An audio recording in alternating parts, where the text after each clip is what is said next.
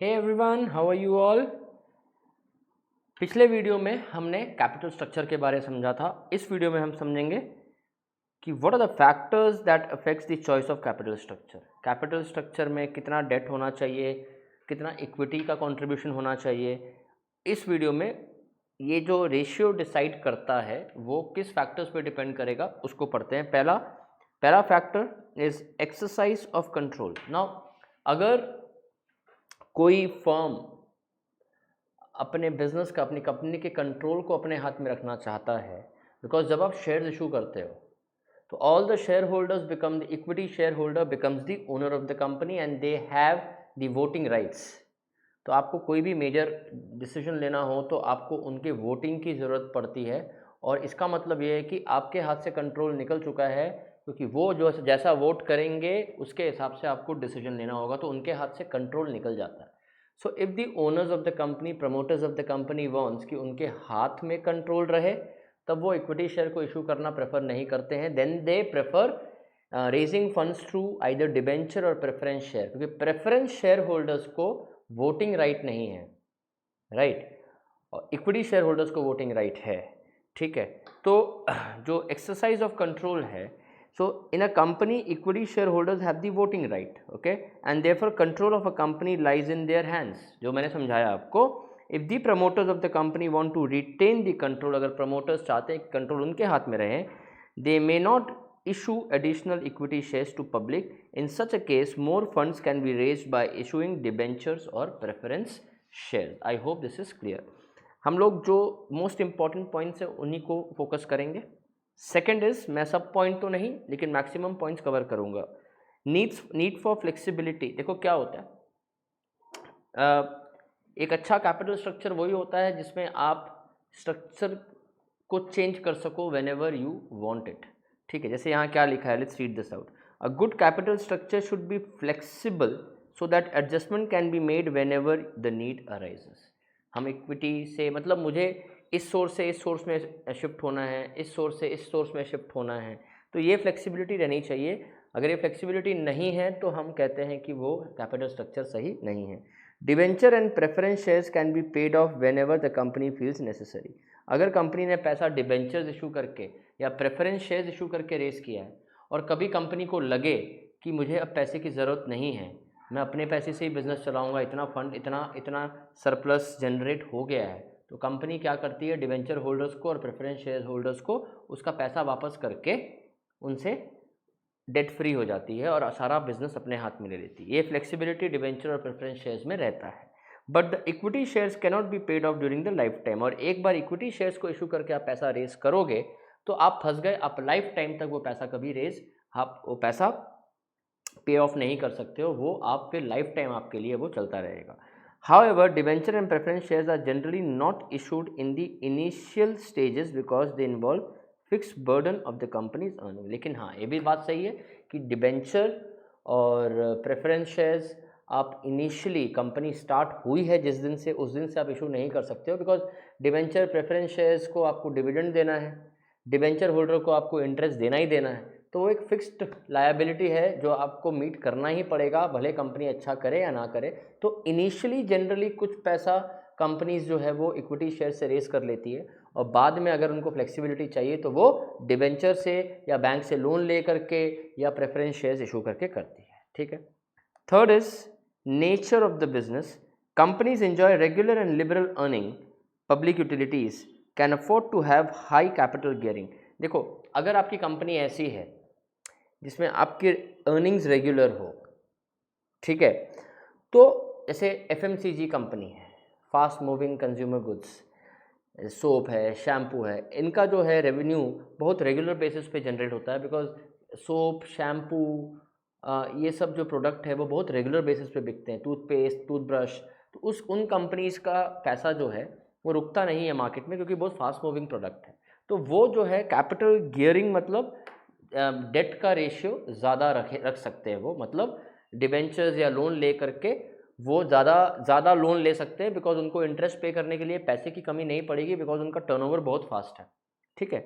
On the other hand, business firms which are subject to wide fluctuation in demand and earning may find it safer to depend more on equity capital and preference share. But जो companies ऐसी होती हैं जिनकी fluctuation जिनके earnings में बहुत fluctuation है, earnings में फ्लक्चुएशन मतलब कभी वो बहुत ज़्यादा कमा रहे हैं, कभी वो बहुत कम कमा रहे हैं, कुछ ऐसा है ना, अर्निंग में सर्टेनिटी नहीं है, उस केस में आप देखोगे कि उनके लिए इक्विटी शेयर ज़्यादा बेनिफिशियल है, बिकॉज इक्विटी शेयर होल्डर को आप इंटरेस्ट नहीं भी डिविडेंड नहीं भी दोगे तो भी चलेगा, तो उसमें कोई फिक्स्ड लायबिलिटी बनती नहीं है आपकी।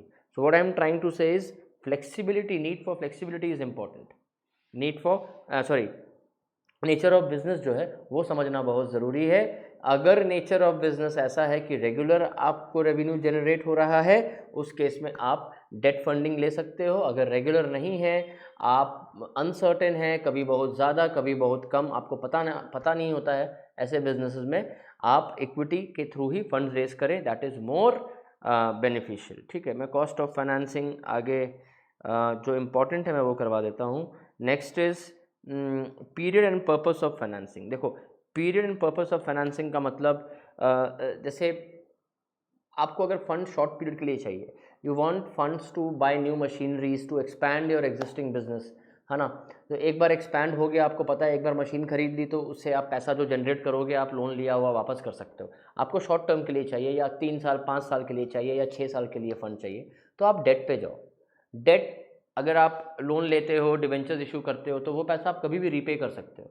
तो ऐसा आपका जो है ये लाइफ टाइम के लिए, आप किसी को अगर इक्विटी में क्या है ना, इक्विटी शेयर्स अगर आप इशू करते हो तो लाइफ टाइम ये आपके दिमाग में ज़रूर रहेगा कि आप शेयर होल्डर्स को रेगुलर बेसिस पे डिविडेंड आपको देना होगा। आप नहीं भी दे सकते हो, लेकिन देना is what is preferable, because आप डिविडेंड दोगे तभी शेयर होल्डर्स आपके साथ ऑनेस्ट रहेंगे। तो अगर शॉर्ट टर्म के लिए चाहिए तो डेट इज़ द बेस्ट पे, हाँ अगर बहुत लंबे टाइम के लिए चाहिए तो इक्विटी। ठीक है, तो funds required for permanent investment, equity shares are appropriate choice. अगर परमानेंट इन्वेस्टमेंट है, बहुत लंबा इन्वेस्टमेंट है, लगे रहना है उसमें, पैसे जाते जाएंगे, तो उसमें equity. But debentures and preference shares are preferable for medium term finance. Modernisation and expansion programme में better be finance through preference shares and debenture. Modernise करना है, एक्सपैंड करना है, तब भाई बोले लो। आपको ऐसा कोई बहुत ही परमानेंट इन्वेस्टमेंट है जिसमें पैसे हर साल लगेंगे, वो इक्विटी शेयर्स के थ्रू जाना सही रहेगा। कैपिटल मार्केट कंडीशन, देखो अगर देखो स्टॉक मार्केट जो है ना वो सेंटिमेंट्स पे चलता है। एक भी ख़राब खबर आती है मार्केट में तो सारे स्टॉक्स जो है वो गिर जाते हैं। ठीक है, स्टॉक मार्केट जो है वो गिरना चालू कर देता है। तो अब कंडीशंस उसमें बहुत सारे हैं सेंटिमेंट्स को अच्छा करने के लिए और ख़राब करने के लिए।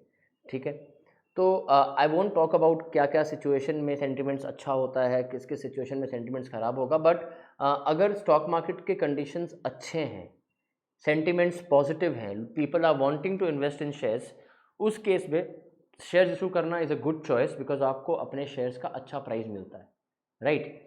और अगर सेंटिमेंट्स वीक हैं, स्टॉक मार्केट कंडीशन ख़राब है, ठीक है, रिसेशन है कंट्री में, उस केस में मेरे ख्याल से शेयर्स को इशू करना is not a good choice, because आप उस केस में जब शेयर्स इशू करोगे तो लोग आपको आपके शेयर्स का जो सही वैल्यू है वो नहीं देंगे, वो चाहेंगे कि आपके शेयर्स उनको सस्ते में मिल जाए। अब सस्ते में अगर इशू कर दिया आपने तो कर दिया, that's a permanent process, right. तो एक बार सस्ते में इशू किया तो सस्ते में इशू कर दिया, तो उस केस में क्या होगा कि आपको अपने कंपनी का फेयर वैल्यूएशन नहीं मिलेगा। तो अगर आपको पैसा चाहिए ही, बहुत रिक्वायर्ड है, अगर आप टाल सकते हो तो ख़राब सेंटिमेंट्स में, ख़राब मार्केट में, जब कंडीशंस अच्छी ना हो मार्केट की, तो आप उसको डिले करो और तब शेयर्स लेके आओ जब आप मार्केट कंडीशन अच्छी हो जाए। अगर आपको बहुत अर्जेंटली पैसे की रिक्वायरमेंट है, उस केस में आप डेट से लोन ले सकते हो, बैंक से लोन ले सकते हो, डिबेंचर्स इशू कर सकते हो, that is a better choice. Because दो रीज़न, एक तो आपके शेयर्स के अच्छे प्राइस नहीं मिलेंगे, दूसरे आप अपनी ओनरशिप को भी डाइल्यूट कर रहे हो, तो वो दोनों नहीं करके आप डेट से हेल्प ले सकते हो। So the state of capital market influence the choice of securities to be issued during boom. Boom मतलब अच्छा time, investors are willing to take risk and invest in equity shares. But in bearish market, bearish मतलब जब market गिरती है, लोगों का sentiments बहुत negative रहता है कि नहीं यार स्टॉक मार्केट बेकार है, or downswing, investor prefers safe investment. Therefore, preference shares and debentures carrying a fixed rate of returns are likely to be more marketable in depression. Next is statutory requirement. Statutory requirement मतलब जो legal documents है जो आपको submit करने हैं वो क्या है? Banking companies are prohibited from issuing, anyway I think इससे बेटर पॉइंट, क्योंकि मैं सब पॉइंट करना नहीं चाहता, I don't want to keep on. ये इजी है कि किसमें स्टैट्यूटरी रिक्वायरमेंट क्या है, गवर्नमेंट के लॉस क्या है, उसको फॉलो करना, तो उसके हिसाब से करना, तो इसको आप पढ़ोगे तो समझ में आ जाएगा। कैश फ्लो पोजीशन, अगर आपके कंपनी का कैश फ्लो सही है, देखो the ability to company to generate enough cash flow to meet its fix commitment also influences the capital structure. The company may be earning sufficient profit. देखो कुछ कुछ company क्या होती है ना, उनका कैश फ्लो सही नहीं होता है, कब पैसा आएगा, कैश फ्लो इज़ पैसे का इनफ्लो, पैसे का आउटफ्लो।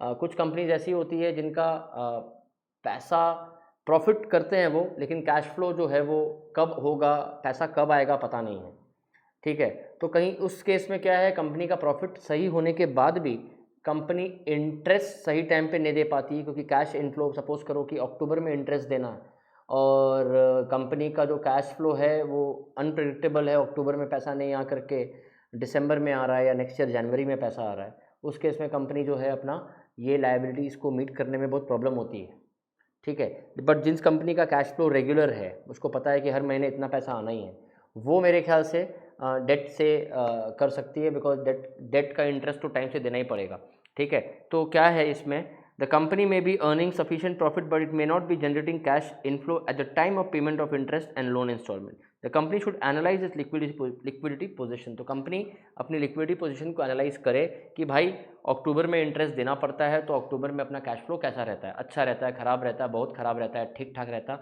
या अनप्रेडिक्टेबल रहता है। अगर अनप्रेडिक्टेबल है या डाउटफुल है तो उस केस में कंपनी इक्विटी के थ्रू जाए तो ज़्यादा अच्छा है। जब पैसा आए तब डिविडेंड दे दो भाई, नहीं तो छोड़ दो, क्योंकि इंटरेस्ट अगर आप टाइम में पे नहीं करते हो तो that becomes a legal matter, right. Next is interest coverage ratio, ये इंपॉर्टेंट है। इंटरेस्ट कवरेज रेशियो ये बताता है कि आपका प्रॉफिट, आपका इंटरेस्ट आप जो दे रहे हो कितने टाइम कवर करता है उसको।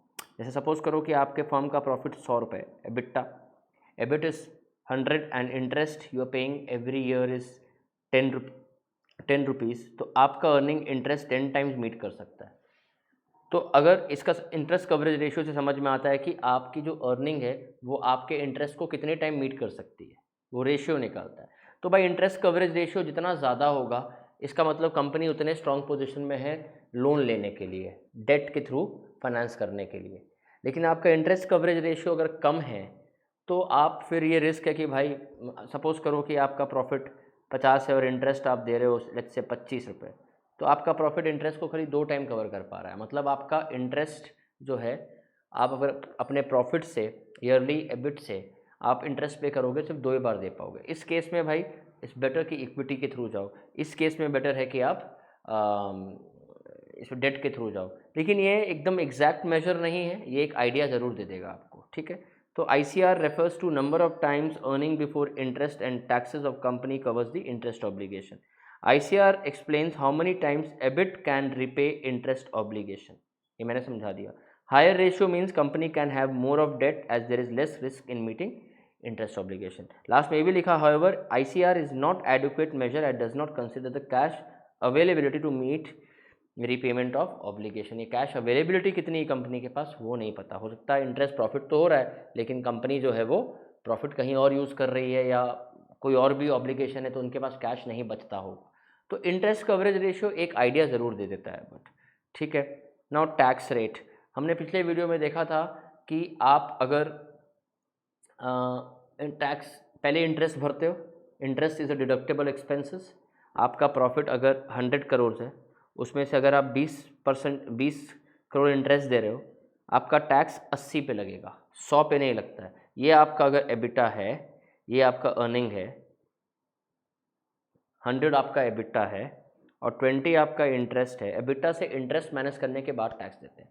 अगर टैक्स रेट हाई है, इट इज़ ऑलवेज सजेस्टेड कि आप लोन लेके काम करो, क्योंकि इंटरेस्ट में एक्सपेंसेस हम दिखा सकते हैं। अगर आपने लोन लिया है, सपोज 100 रुपये का प्रॉफिट है, आपने लोन लिया है जिस पे आप 30 करोड़ रुपए इंटरेस्ट भरते हो, ठीक है। एबिटा आपका 100 था, इंटरेस्ट भर दिया, interest is a deductible expenses. 70 रुपये पे मान लो 30% टैक्स है, तो आपका टैक्स कितना लगेगा 70 रुपये पे? 21 रुपये टैक्स लगेगा। तो टैक्स यहाँ पे कम कर दिया। लेकिन अगर 100 रुपया आपका ये है अर्निंग है, ठीक है, और आपका टैक्स 30% है, तो यहाँ 30% आपका कितना हो गया 30 रुपया। तो प्रॉब्लम है, प्रॉब्लम इसलिए है बिकॉज आप टैक्स अगर ज़्यादा देते हो तो इंटरेस्ट से अपने इनकम को आप कम कर सकते हो। There are many ways of doing it. So interest paid on debt is treated as expenses and helps in reducing taxable income of the company, whereas dividend is paid out of earning and available after tax. Since interest is deductible expenses, debt is preferred in the case of higher tax rate. ठीक है, I think बाकी सब आसान है। Floating cost is shares को issue करने में कितना कॉस्ट लगता है और डेट से लोन लेने में कितना कॉस्ट लगता है वो, और कंट्रोल हमने जो पहला बार पढ़ा था वही उससे ही मिलता जुलता है, जो पहला पॉइंट इसका पढ़ा था। I hope this is clear to you all. ये बड़ा इंपॉर्टेंट क्वेश्चन है, इसको ठीक से पढ़ के जाइएगा, यहाँ से क्वेश्चन आते हैं। अगले वीडियो में हम क्या करेंगे, हम फिक्स्ड एंड वेरिएबल कैपिटल के बारे में बात करेंगे। Thank you so much.